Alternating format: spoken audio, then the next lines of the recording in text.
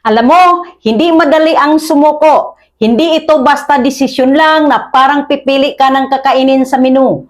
Ang pagsuko, mabigat yan.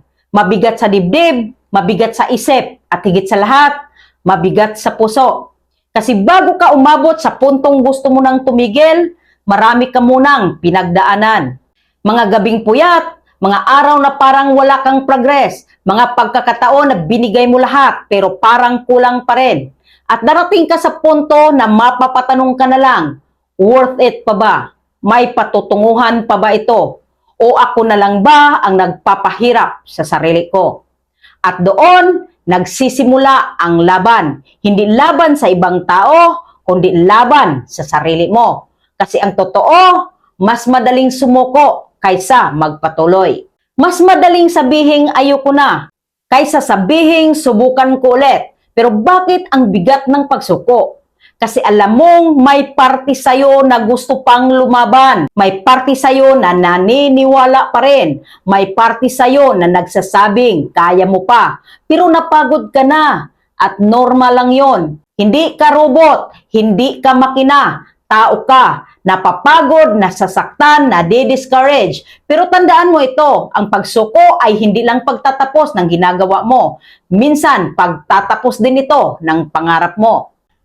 Ang tanong, handa ka na ba talagang bitawan yung mga bagay na minsan mong pinaglaban ng buong puso mo? Kasi kung hindi pa, baka hindi ka pa talaga dapat tumigil. Baka kailangan mo lang magpahinga.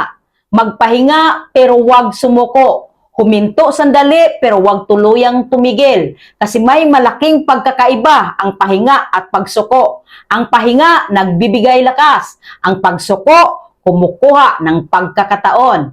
At ikaw, marami ka pang pagkakataon. Hindi mo lang nakikita ngayon dahil pagod ka. Pero hindi ibig sabihin na wala na. Kaya kung nasa punto ka ngayon na gusto mo nang tumigil, tanungin mo ang sarili mo, pag tumigil ba ako, magiging masaya ako? O baka magsisisi lang ako sa huli? Kasi ang sakit ng pagsuko, hindi lang nararamdaman ngayon.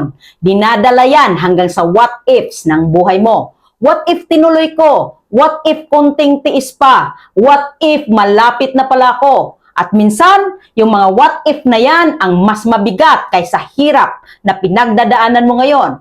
Kaya huwag mong sayangin yung lahat ng effort mo, yung lahat ng iyak mo, yung lahat ng sakripisyo mo. Hindi yan para sa wala. May dahilan kung bakit ka nagsimula at may dahilan kung bakit hanggang ngayon nandito ka pa.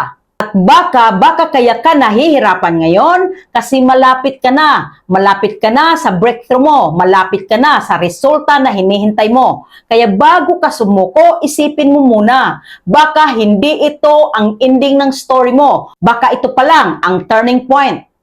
Ang pagsuko ay mabigat, pero ang pagsisisi dahil sumuko ka, mas mabigat. Ano sa palagay mo? Paki-comment and see you in the comment section.